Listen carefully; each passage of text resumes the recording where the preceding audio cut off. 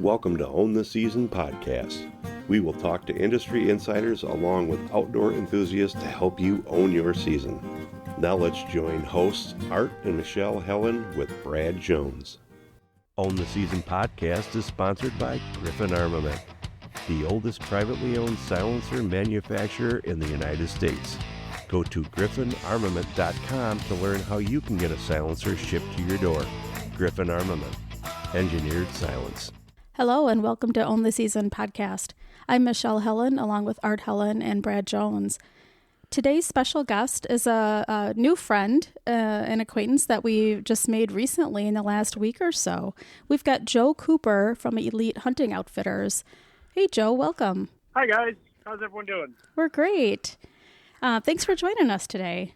Well, thank you very much for having me on. Yeah. Well, before we get talking about your business, Elite Hunting Outfitters, based out of Florida, why don't you just tell us maybe like how you got to this point? What kind of hunting you did growing up, your influences, what you like to do, and just kind of how it all led to you running the business that you have today.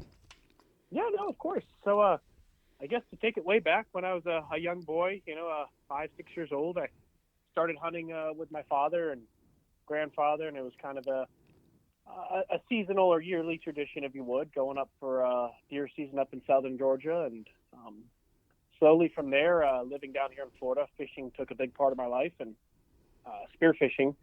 Kind of traveled around the world a little bit, around the U.S. and then a little bit around the globe for spearfishing for a while there into my early high school years. And I would say after that, went into the law program up at FSU, and COVID happened, so things went a little haywire at that point, and we ended up moving out to a ranch here in Florida. Ended up buying a couple acres down here and started cattle farming and just trying to live off the land in that sense.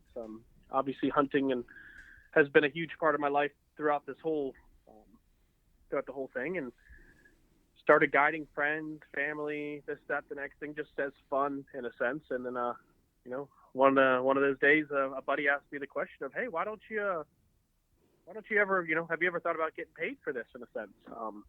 And obviously that sat in the back of my mind for a while. And I'm going to say about 3 years ago, maybe it was 4 now, but we had our first trip to Africa. And on that trip, we actually had it was actually a pretty horrible experience. I loved Africa, loved the country, everything about it was excellent. It was just the service we were with, they just didn't do their job in a sense, is the easiest way to go about that. And I believe the Lord puts people in your life, and one thing led to the next. I ended up meeting my partner on that trip, and from there we ended up starting this outfitter. I like to use my Florida property as a kind of a pro bono for our South Africa clients. But our main bread and butter would be our South Africa hunts. My partner is a generational PH down there. His father, grandfather, etc. We're all professional hunters. And we kind of just clicked. I'd like to say he's my African brother in a sense, or African version of me over there. Yeah.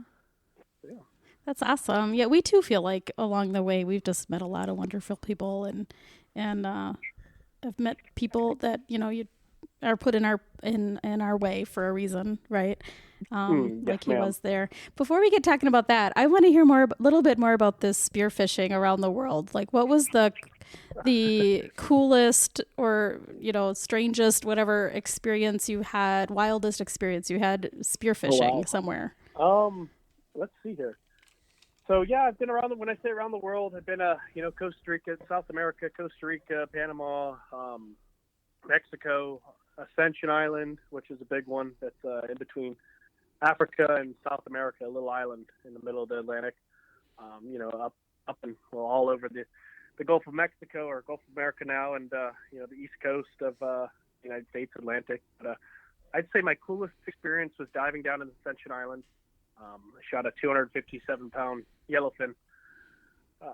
Actually had a huge tiger shark come up in the mix, and it was just a kind of a chaotic day. A super awesome, very rewarding day, but a little chaotic in the mix, which was just it's an unbelievable experience. And then I still do hold a world record on the IUSA, International Underwater Spearfishing Association, for a yellowjack on a pull spear years back with down in the Bahamas. But it's definitely a huge part of my life there, hunting underwater and now changing things and hunting above land.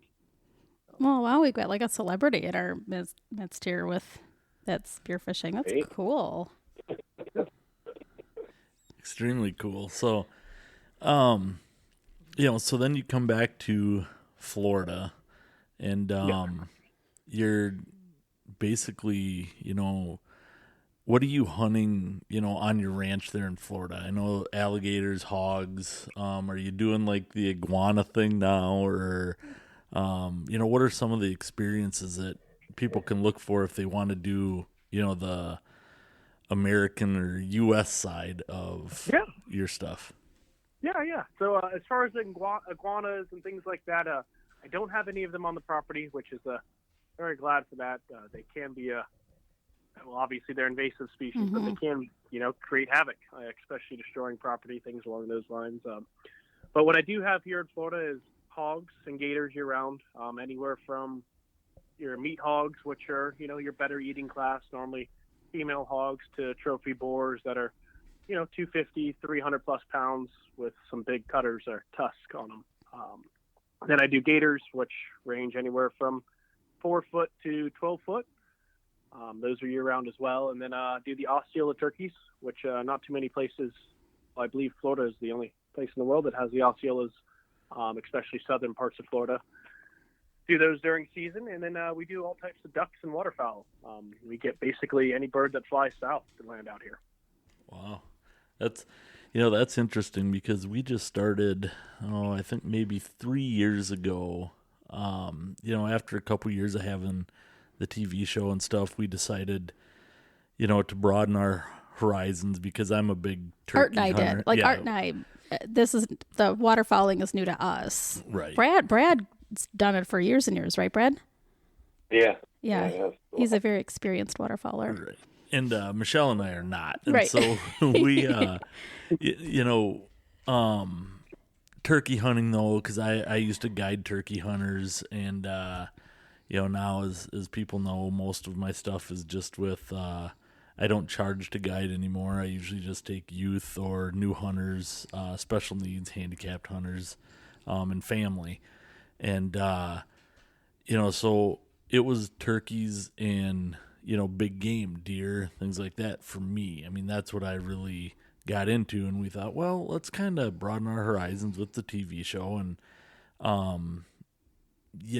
bring new things because we really like to be educational as much as we can to new people. And so we one day ran into a gentleman who said, hey, would you guys like to go on a duck hunt? And we did do duck first. Yes, I was thinking we did the snow goose We first. kind of looked at each other like, I don't know if we want to do this or not. He wanted us to meet some people, yes. too. It was like I want you to go rub elbows with these people. And it was a big mistake because now that we've done it, now we've been duck hunting with him every year and we've been snow goose hunting with him. And I started goose hunting around here, in the early goose seasons. And I'm like, oh, this is just bad. So. More gear, more stuff. You're fully hooked. we are. Fully hooked now. We are. The other thing, Joe, too, is I don't have an Osceola yet. Oh, really? Yeah, Art's got his got slam, but I'm still missing 2. And Osceola's one of them. So that might be something we'll have to do some spring. Yes, ma'am. I was going to say we could definitely work on that here. This year, I'd say I had 18 to 20 shooter birds. I took 6. My season's done for me, at least. Obviously, the season runs till I believe it's April, the second weekend of April, something along those lines. But I don't like to take any more than about a quarter of our population of toms, just to keep the following years fruitful. Sure. But now we have plenty of birds down here. Nice. Well, that's if I don't. If she behaves and I don't feed her to alligators when we're down there. Hey, now. You need to behave. You need to behave. So. No, and I guess the duck side of things, too, I'd say about 2 years ago, I would see ducks, hear people talking about ducks, had zero interest in any of it until I went on my first duck hunt, and I was hooked. I was like, man, this is incredible. Don't get me wrong, I love big game hunting, and turkey hunting, I'd say, is probably one of my favorites, just seeing those birds come in. But there's nothing like sitting in the blind with some buddies or some good friends and just chit-chatting and whatnot, and all of a sudden it's shooting all morning long, or for the first hour or so of morning, and you're done in there, and the action's just it's just action-packed with birds coming in, and especially those teal, like little fighter jets coming through. Yeah. I can't say I'm really good at it, but we have fun, don't we? We get your money's worth shooting shells, though. Yeah, right. Well, shoot often. I don't know about getting your money's worth. I think you're spending more. We were just down in southwest Iowa on a snow goose hunt, and we, I think the first day we went through 9 or 10 boxes of ammo, just the first day. And wow. Yeah, that's what my shoulder said too. So it's a lot of fun in doing that stuff. But so it sounds like if people wanted to hunt on this, here in the U.S., that you have ample things for them to do and plenty of things to look forward to, just in Florida. Yeah, and I actually believe Florida is a looked-over place as well, especially as I go to more trade shows and get the word of mouth out there. People outside of Florida, obviously, don't even really know that there's hunting in Florida. They've never even, they've never thought about it. You hear about the beaches and the party scene, I guess, and nobody ever really gets the outdoor side of it. The how much life is out here. If you go 45, 30 minutes out of any city out there or here in Florida, then you're out in the middle of the woods. It's between the Everglades and cypress swamps and oak hammocks, and I'm fortunate enough to have a ton of citrus and hammocks along those lines on my property. But there's all different types of ecosystems out here that are basically untouched or unknown about. Yeah, except for those turkey hunters. Like, I think if you're a turkey hunter, you kind of know that Florida is the Osceola place. Yeah. But so, the turkey's early spring. What time of year do you have your hog and gator hunts going on? So those are year round. Okay. I have hogs for us are an invasive species as well. We like to take as many out of the ecosystem as possible. They just, when you get too many of them, they kind of just destroy crops, your farm fields, or my grass for my cattle, etc. But gators are year round as well. For me, at least, I have nuisance tags and on a special program through FWC, which is our Fish and Wildlife Mission. But I can hunt gators year round. I get X amount of tags for gators, and hogs. When it comes to hogs, there's no limit at all. Okay. Are there better times of the year to hunt the gators, or are they active all the time? I like to say the hunting down in Florida is best anywhere from November to March, just because of the weather. But besides that, no, it's a done deal year round. There are more than plenty of gators out here, more than plenty of hogs. I guarantee all the animals I sell you on a hunt or take you on a hunt with that we have at least multiple opportunities at taking these animals. Even for duck hunts, Osceolas, the whole nine. I'm a firm believer, and if I can't provide it or have multiple opportunities for you, meaning good shooting distance, a good set, etc., then we won't end up doing the hunt. I don't like to. What's the phrase I'm thinking of? Oversell or undersell. Yeah. Overpromise. Yep. There you go. Overpromise, undersell. Yep. A little tongue tied there. Yeah. But, yeah. So, well, there's you shouldn't have said that about all the hogs. I guess I'm gonna have to probably put a little extra money in that checkbook before we come down, because my poor wife has never shot a hog, and she may just get a little trigger happy. So, well, that's always great to hear. Yeah, I haven't. Well, I guess all I've. I mean, I don't think you hunted hog. Did you hunt hogs in Florida or somewhere else? I hunted hogs in Florida, so Texas, you've Oklahoma. The only thing I did in Florida was the one gator hunt Yes. that I can think of as far as hunting goes. Yes.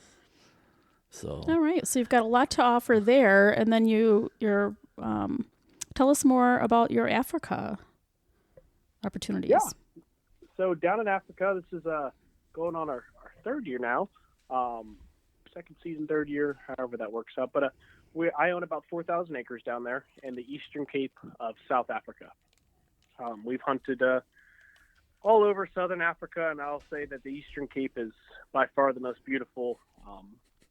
It's not your typical brown, dry, kind of savanna-looking environment. It's more of rolling hills, green trees. Everything's very filled from that coast, and there's a good plethora of rainwater each year that comes to help that environment stay more green and luscious.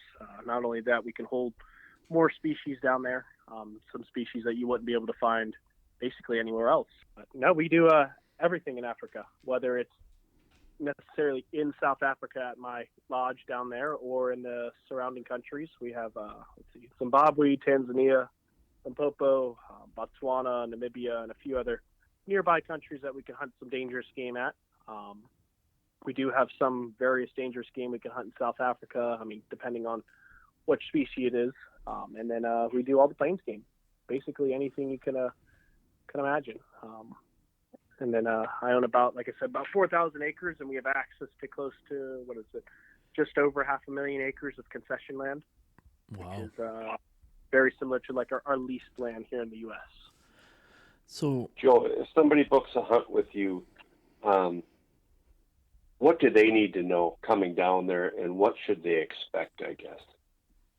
I definitely recommend looking at the the airline tickets and the flights. Expect a long flight, especially depending on where you're flying from. Besides that, everything is catered to you down there. We have a fully staffed lodge, cooks, maids, chefs, servers, the whole nine. There's not much difference. There's no crazy vaccines that you need. There's no crazy, you don't need to go out and prepare yourself or do anything crazy along those lines. Although I always recommend getting out and, doing a little bit of hikes and things along those lines to get yourself able to walk a little bit. But it's very similar to hunting here in the U.S. as far as how easy it is and how similar it is. There's not, I wouldn't say there's any one crazy thing that, hey, you really need to make sure that you need to really make sure you're walking 5 miles a day or anything crazy like that. We like to make sure our hunts are tailored to each individual. So whether you're somebody who wants to go and walk miles to go hunt your animal, or you're somebody who might be a little bit disabled or can't walk as far or have other disabilities going on, then we make sure that we are able to get you within distance of that animal as well, whether that's a very short walk or even sometimes in special cases allowing you to take them off of the buggy. Okay. So a couple things with Africa. First, do you need a passport? You're obviously, yes. I believe you need a passport to get over there. Well, what about 100%. a tourist visa or anything, or no? Yeah, so that all when you book your flights, it all comes together, and I believe sometimes you might have to do it in the airport, but that's as you're clearing customs, they go through that whole process with you as well. Okay. What about weapons? Like if you wanted to bring your own weapons, I know like flying even here in the U.S. that it's gotten easier with guns. With bows, it's always been pretty easy, but if you wanted to bring your own gun or, your bows, what's the process of going through all that to get that stuff to Africa? Yeah, so there's a couple different forms you'd have to fill out, and then you have to bring the firearm or weapon into your nearest, it's either a port or airport, to get it certified by our government here. And basically they fill out a piece of paper that says the serial number, the make, the model, even the bow type, etc. And then you travel with that information over to Africa and give it to their side of things. I will say that the traveling wise of firearms, it's just an extra couple paperwork, loops you have to jump through paperwork wise. Nothing too crazy on that end. They don't like to see any type of semi-automatics or anything like that coming through. So bolt action rifles, bows are very easy to come on through. When it comes to like your semi-automatic pistols or shotguns or things like that, it takes a couple extra loops to jump through. But besides that, it's pretty straightforward as far as getting your firearms over there. Now, suppressor-wise, you're not allowed to bring any suppressors over to Africa. Something that we do that I don't know if anybody else does, but we will supply you with a suppressor in Africa. If you want one for your rifle, for example, you basically give me your make, your model of your rifle, what suppressor you've been using. I have one made over in Africa, or even have one available for you when you get on the ground. Okay. South Africa at least is a little funky with those laws. They don't import or export any of their suppressors. Okay. So, kind of before I get into, bow poundage, broadheads, all that kind of stuff, kind of walk us through like a couple of your packages, and then because then do your packages, do they tailor to different plains game? To if you're shooting the plains game, then I guess it's all kind of one big question. Then is your bow setup going to be different from something else, or are your rifle setups going to be, calibers going to be different? How does that work? Yeah, I will say plains game wise. Well, I guess even the start package wise, all of my packages you'll see online or anything that we post, Facebook or Instagram, whatnot, they're all for plains game. It's hard to do any of the dangerous game packages, things like that, just permitting and things along those lines. We do more of those per hunter in a sense. Per request, I guess is the word I'm looking for there. But I would say everything is about the same when it comes to plains game hunting. You're not going to need to jump from a smaller caliber. You're not going to need to jump from a 243 to a 308 or a 300 Win Mag to hunt the plains game. If you're a proficient shooter with a smaller, lighter caliber, I always recommend that. I'm a firm believer in shot placement over bullet size in the sense. But yeah, basically anything you want to take over in Africa as far as plains game wise, we've done it all with your 30 caliber rifles. Heck, even smaller calibers, well, a little bit smaller, your 260s, your 270s. You're hunting anything from a springbuck, which is a 40-50 pound animal, to an eland, which is a 3,000 pound animal. Oh, they're that big. Yes, ma'am. I guess I Some of never. them, I see pictures, but I don't. They're other than the person with them. I guess there's nothing to like. There's not another animal, there to like compare. Yes. Yeah. And then another thing is there's tons of subspecies. So you'll have an eland, but we're hunting the Cape eland. But there's the Derby eland. There's a few other different species of the same subspecies of the same animal. Some get bigger, some have different color patterns, some are just different in that sense. Sure. Yeah. Okay. So if you're using archery equipment, is there a specific poundage that they regulate that you have to be shooting for poundage? Do you need to be shooting fixed blade broadheads? Are mechanicals legal? What is legal and what is recommended? Yes, sir. I know the legalities really come in when you're doing any type of dangerous game animals. As far as the plains game goes, I know there's a specific requirement, but can't exactly remember what it is. Basically, if you're able to kill whitetail here in the United States, you'll have no issues taking plains game over there. I believe it's like 45 or 50 pounds, and something along those lines for arrows on the plains game. I'm not 100%, but basically, like I was saying there, if you can take whitetail here in the U.S. or any type of medium-sized mammal here in the U.S., you'll have no issues taking anything over in Africa with it. Now, the biggest challenge with archery hunting over there is getting close enough to some of these animals. When it comes to like your zebra or gemsbuck or some of these other very plains gamey animals, they tend to, like to run a lot for one, but like to stay out in the open. It's hard to get them always to come into an area which is a little bit more brush, or even if you're in a stand, to get them close enough for a shot. So I've seen a lot of shots taken at that 50, 60-yard mark.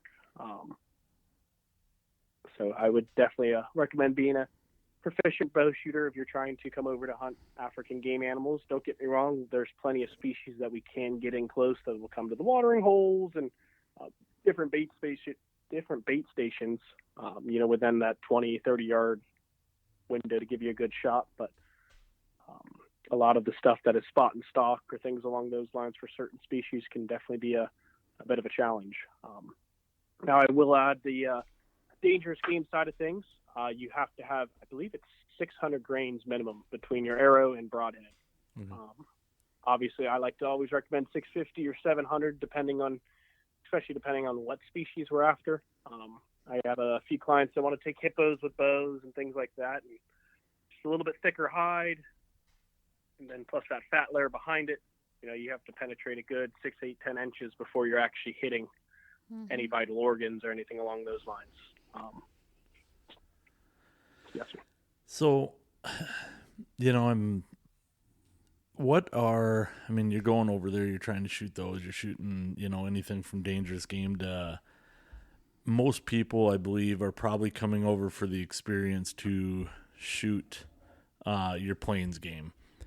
Yes, sir. What happens, I've had people ask me, and I don't know, they're like, can you bring some of the meat back? What's it like to get the heads back or the hides back? Tell us about the return trip. Yeah. That's, what comes home. What comes home with you and what happens to everything else? So meat-wise, I know there's ways to do it. We don't do anything as far as meat coming back to the U.S. Obviously, the U.S. has a lot of different laws restricting meat and importation of it, so it's pretty hard to navigate that circuit.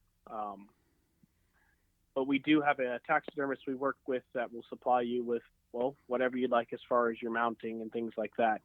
Whether it's just a dip and pack system, as we call it over there, where they send the hide and the antler, the horns and the head and everything back over in a crate, or they send a finished shoulder mounted or full body mounted animal back over. It really depends on what you're most comfortable with. I always like to compare it to I wouldn't send a white-tailed deer over to Africa to get mounted. They've never mounted one before. They've never seen one, and it'd be quite challenging for them to replicate a life like whitetail. Same goes with the African game. I've seen great taxidermists over here in the U.S.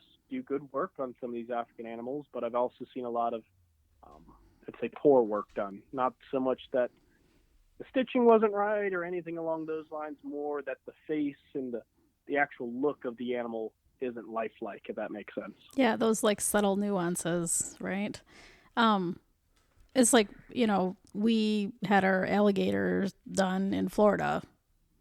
We didn't bring them home with us because there's nobody up here that's, seeing what alligators, what their posture is and, behavior. 100%. So we did the same 100%. With the gators. Yep. No, exactly. Now, the Africa side of things, the taxidermy is always normally the biggest holdup for people, and that's actually one of our own horror stories that we're still dealing with from the previous trip, our first trip. Oh no! There. Yeah, it's been about 3-4 years now, and we're just finally getting to the point where we might see it in the next 6 months. But taxidermy wise, you're going to save a little bit doing it in Africa. I think the quality of work's going to come out better, and you'll definitely see your mounts sooner.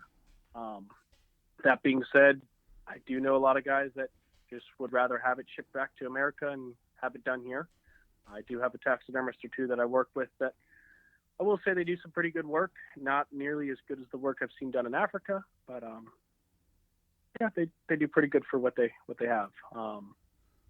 And then I guess shipping wise, things along those lines, the taxidermist I work with, we've vetted about, I think we're at 12 or 13 different taxidermists now that we've gone through that just didn't hit didn't make that professionalism as what we'd like to see between their work, the way they conduct their business, things along those lines. But the guy we're working with now, he has an online portal where you could check on your taxidermy, see the process of it. If you wanted to change anything last minute, things along those lines, like the way your mount's facing or which way it's looking, things along those lines. He'll actually come and meet you at the lodge before your trip's over to kind of get a list of everything you want done. And then something else they do is they do all different types of ottoman ends and bar stools, and he can even build pool tables, rifle bags. I mean, you name it, they can make it out of your animal hide. So even if you're just doing a shoulder mount, we always have the back skin as well, which is the back half of the animal. That you can apply to basically anything you'd like. Cool. Joe, are you able to tell us what happens to the meat? There's many of us that are interested in that too. Sorry. But yeah, meat-wise, over there, nothing's gone to waste.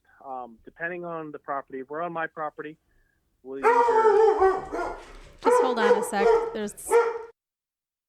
Let's say on our property, a lot of times, if we don't sell it off, we donate it to the local villages and towns and things along those lines. But everything is used on other people's property. 9 times out of 10, the farmer will sell off the meat.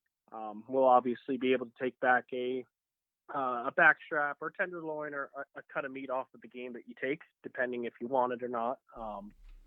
But besides that, the farmer's property that we're on, they get to dictate what happens with the rest of it. For us on our property, like I was saying, we could either donate it.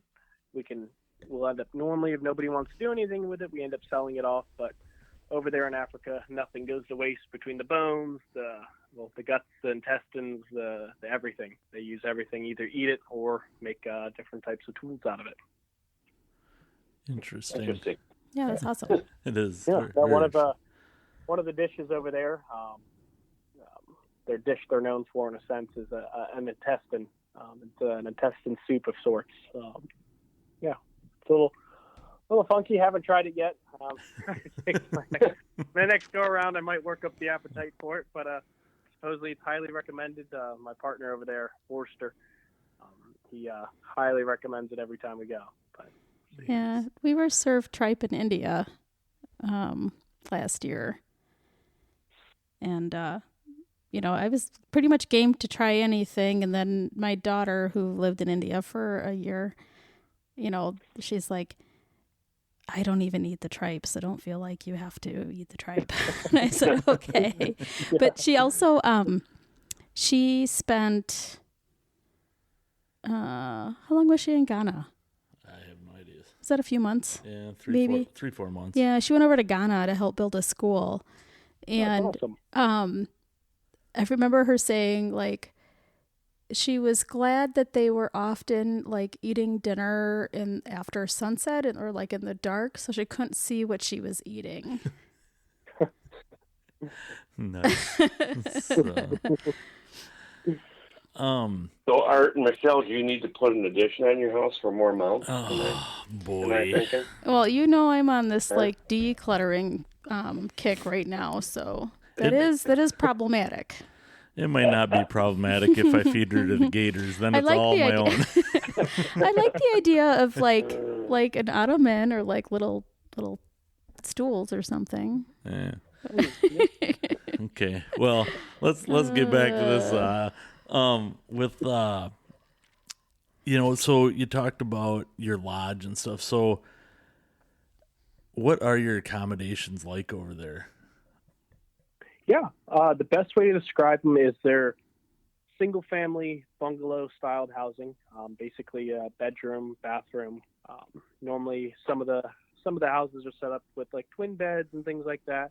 Others are set up with kings.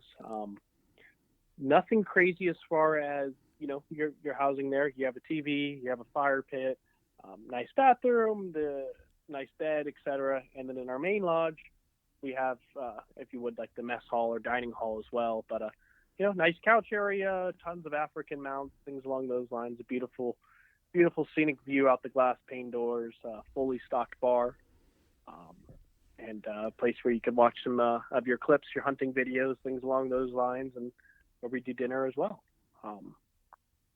The compound, it's not so much a compound, more free opening, just I think we have eight or 10 different bungalow style houses around there, but for the guest. And down around the corner, we obviously have our PH quarters and where the trackers, skinners, maids, and cooks will stay as well. But like I was saying, everything there is full service. So we have a cook working there full time, who's always preparing delicious meals for us. So, heck, I'd give him 6 stars if I could, but 5 stars is the rating.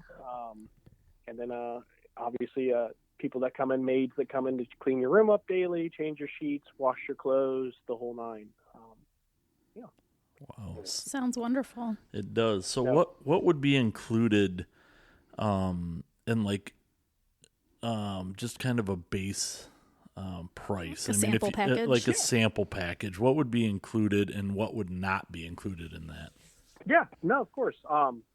So I'll say all of our packages and even day fees, things along those lines are all in the same as far as what's included day-wise.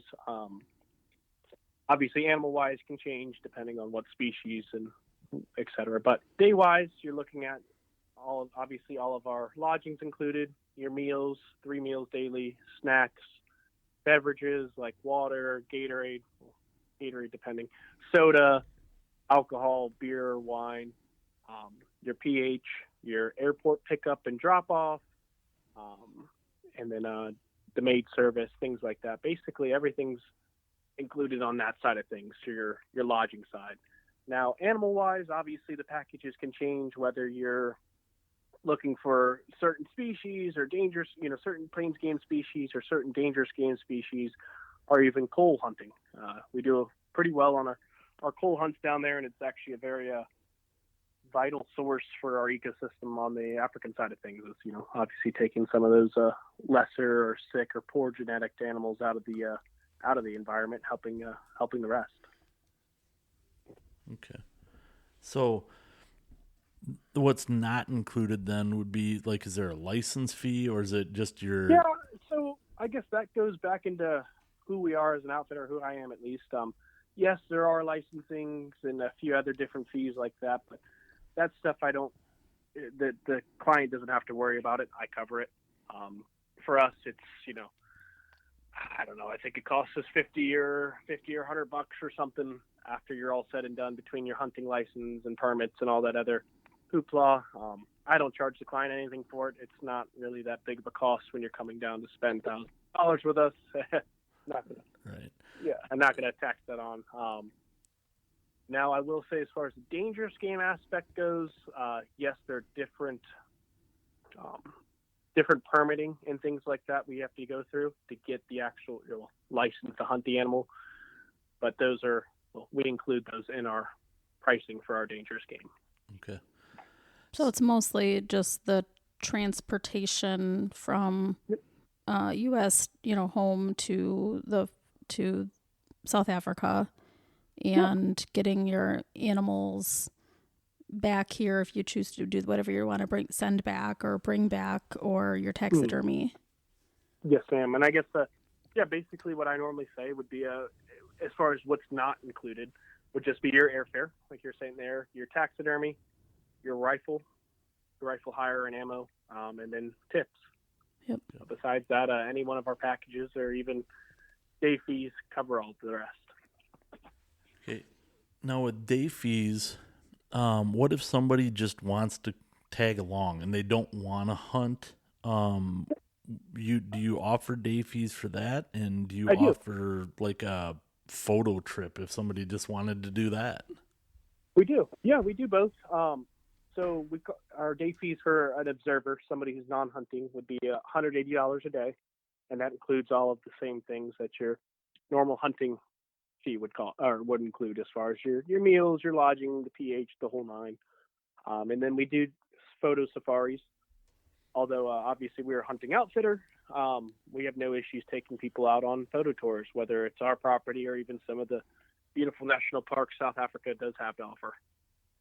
There are a few different parks that we go to. I believe Addo Elephant Park is one of them, but they do different game drives where you could see the big five, the elephant, rhino, leopard, lion, etc. And then obviously all the other species. But I think something that that's not talked about a lot is that when you're doing these hunts, you're having your own safari in a sense. When we're out hunting and driving around, you're seeing 30, 40, 50 different species of animals between, dangerous game and plains game animals. As you're hunting per se a kudu, you're also seeing all these other species in your drive and things along those lines. So it's basically I like to sum it up as your own little photo safari as you're hunting. You just bring a rifle along. But yeah, we do specific day trips for photography as well. Joe, if somebody's looking to book a hunt, how far in advance do they need to prepare for this with you? Obviously, we like people to prepare as far out as possible, at 6, 8 months, 10 months. Obviously, the further out, the better. That way we could prepare, especially for dangerous game animals. We need at least 6 months to pull permits and get paperwork done for that side of things. But realistically, for a plains game package, you can book with us if we have an opening and come over in 2 weeks. Something else I don't do is I don't double book clients at my lodge. I like everybody's trip to be individually special. So I won't, have you as a group there or you as a hunter there and another group there. But besides that, it's pretty straightforward as far as the booking side of things. There's no specific time. Obviously, for the dangerous game, we do require a few months' notice. But besides that, if we have the availability, we'd love to host you down there. What is the time of year? When is the season, or based on weather maybe, or the, any season structure? What time of year are you going to Africa? Yeah. So hunting is year round down there. I like to say May to October is our hunting season, just because they're south of the equator. That's obviously the winter months and things along those lines. But heck, I had clients over there in second week of February. It's 90 to 100 degrees out, but they're still out there hunting. You normally hunt in the early mornings and maybe the late afternoons. But season-wise, I'd definitely say June, July, August is kind of your best times to be down there. Okay. Wow, it sounds like an awesome trip, and it sounds like you have things dialed in. So slowly but surely, one day at a time. Yeah. So I've got the big question that I know everybody wants to know, that when they go to Africa or even to Florida, what about snakes? I love snakes, but everybody freaks out over snakes. I love snakes. I used to have a pet python. Oh, except for the deadly ones. You're kind of weird, but even that, I don't think we need to be messing with super dangerous. I do a lot snakes. of photography work, so I because I had those, we have a lot of rattlesnakes around here too, and so I'll go out and I know where there's a den, and so I go hang out at the den, and I'm like, okay, that's a 5-footer, so as long as I stay 4 feet away, I'm good. And so I'll lay on the ground, take pictures of them, and get cool photos of them, and so I don't have an issue with it. But a lot of people are like, not happening. So, what should people expect? Do they need snake boots? Do they not? Is it just kind of you hardly ever see them? Yeah.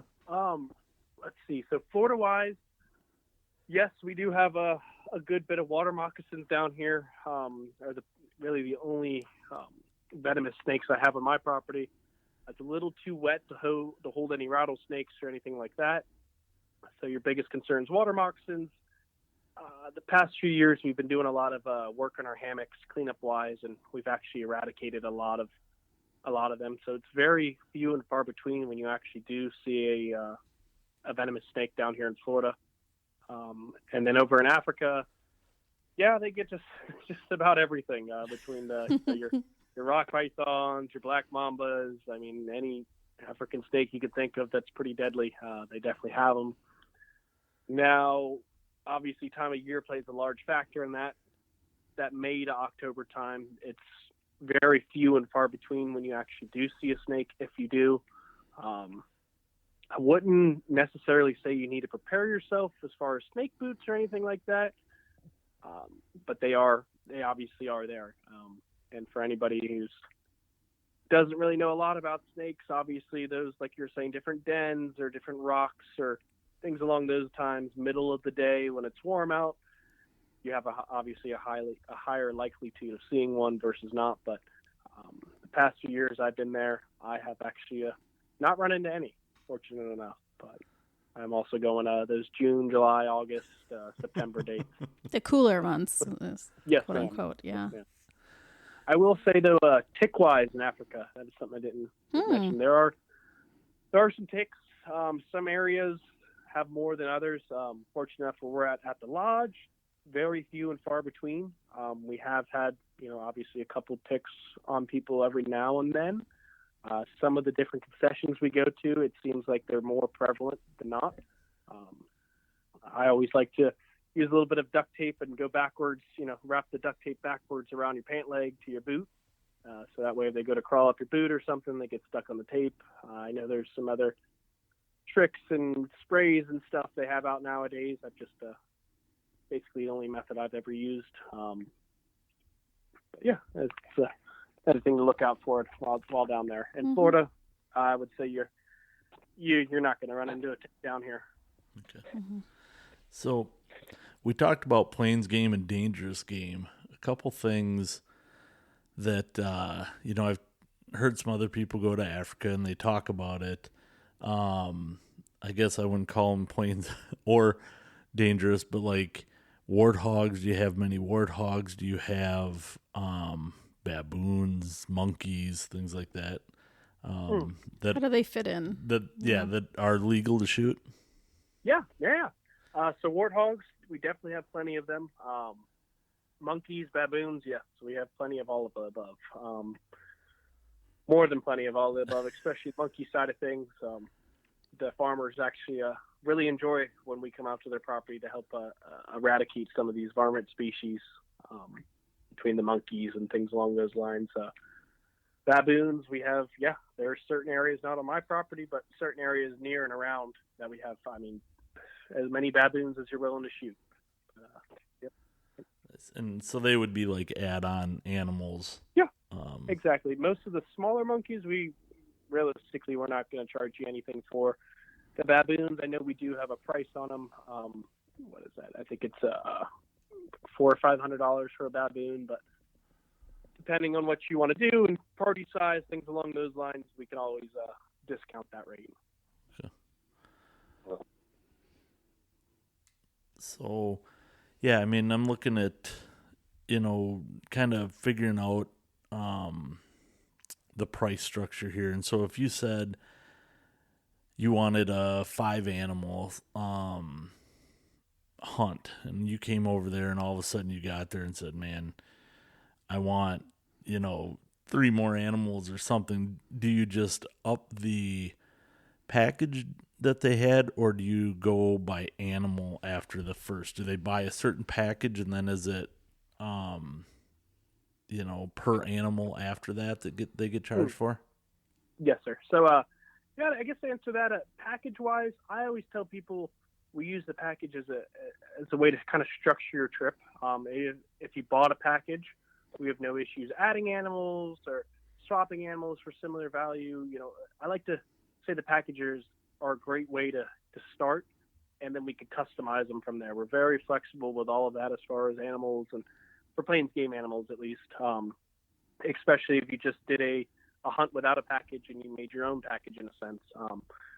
On the ground there, I tell people more often than not, if you've never been there, have an open mind for some of these animals, because until you see them in person, you would have never thought about taking one until you see how majestic or beautiful some of these animals are coming out. And you're, well, actually, I might want to add that one on or that one. So we have no issues adding animals or making the trip however you'd like. And that could be day of, day after, or just on the trip on the hunt.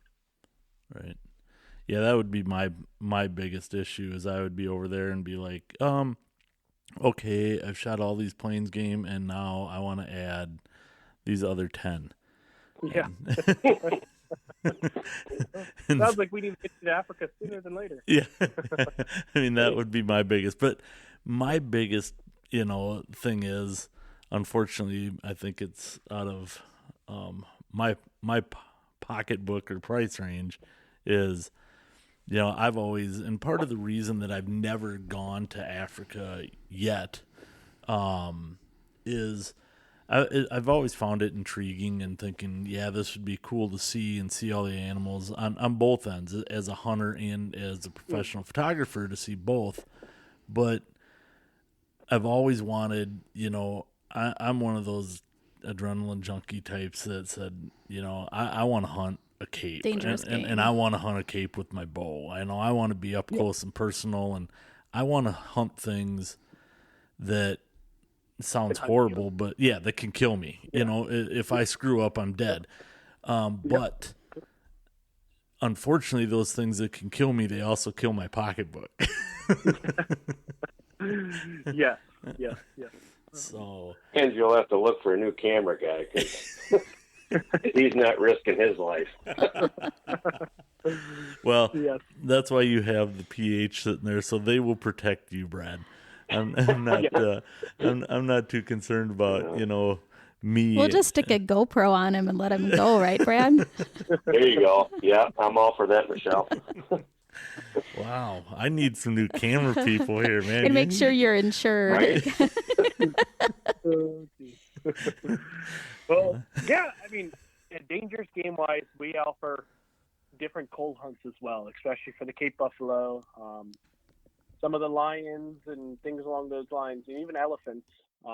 Basically everything. We have different, we call them coal hunts, but really it's a management animal, whether it's a poor genetic bull who's not going to go anywhere, or he's aged out in a sense, or just a female. We have different rates for all of these animals that are a lot less than our standard trophy buffalo bull. For example, I can do a buffalo cow hunt, which is identical to shooting the trophy bull, because you're in the herd and you're still in the mix of everything, except you're just taking one with a little bit smaller horns in a sense, a little bit smaller body. But those are going for $2,500. Just a little bit more. You should see him smiling. This little grin. Yeah, no, it's all possible. It just depends on what you're looking for and what you're willing to spend in a sense. And, obviously I have no issues working with anybody to find the right trip for them. The buffalo hunt, I'd say shooting a trophy buffalo bull or shooting a cow or shooting a lesser genetic bull in a sense, or a coal bull, I'd say the hunt and the feeling of the hunt is identical. You're still in the mix of all the buffalo. You're still that teetering that line of safe or not safe in a sense. Obviously, all of our hunts are safe. We have multiple trackers and PHs with firearms and things to back you up as well. None of our dangerous game hunts are done with less than 4 rifles, extra rifles.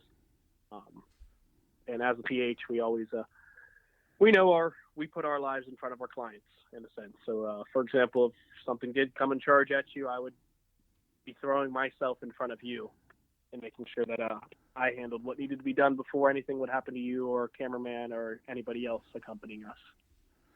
Well, it'd be a fight to there, because I'd be right there next to you doing what we had to do. But yeah, you've had some scary experiences even with like wounded black bear. Oh yeah, you've had some scary experiences, so things can happen. I've had some pretty wild ones. Well, it sounds like you've got the packages that are just kind of set the basis for the starting number of plains game and maybe number of days, and then things are really flexible once you get there. And like you said too, if the hunter is open-minded and flexible too, that it sounds like you really cater to and can really put together a package that suits each individual person. Yeah, I like to consider us more of a niche outfitter, and not by meaning more high class or anything like that, but more tailored and specific per the hunter. I've heard all different types of stories about other outfitters not letting hunters do certain things, whether it's taking animals in a certain way with their bows, or hunting animals with their bows, or hunting from vehicles, or this, that, the next thing. I don't like to close anybody off, For example, I did have this one gentleman who could barely walk. Not the most you kind of get frowned upon when you hunt animals out of the vehicles over there. But obviously, as a injured or a disabled person, that's his only way to hunt. So we have no issues opening the doors up for him and making sure he still has a trip or a hunt of a lifetime. So, yeah. Awesome. That's awesome. That's awesome. Well, this sounds great. I think we're like maybe gonna seriously think about Africa in our near future. Where can people find you and learn more about you? Tell us all the ways people can find you and Elite Outfitters. Yeah, so we do have our website is live, elitehuntingoutfitters.com. And then you can also find us on Instagram or Facebook. It's Elite Hunting Outfitters, I believe, _SF for Florida and SA for Africa. And then we also have our YouTube running, Elite Hunting Outfitters. So you'll be able to see all of our videos and stuff on either the social media or YouTube. And then you'll be able to find mine and my partner's contact information on the website and social media as well. And I guess another thing to add to that, we do all different types of deals and specials and things along those lines that we'll post up on our Instagram or Facebook, or really both of them. Sometimes we run into, for example, a special I'm running for a sable. We're selling 2 mature sable bulls for $2,800. Nothing wrong with the animals. They're both 40-plus inches, excellent trophy animals. We just acquired them, friends of family, basically just said, hey, here are these animals. They're all yours in a sense. I'm a firm believer in not charging an arm and a leg. So, why not help another hunter save some money, and we make a good friendship or even a hunt out of it. Sounds great. Well, everyone, make sure you like and follow so that you can learn about some of those specials as well as everything that Joe and his crew have to offer.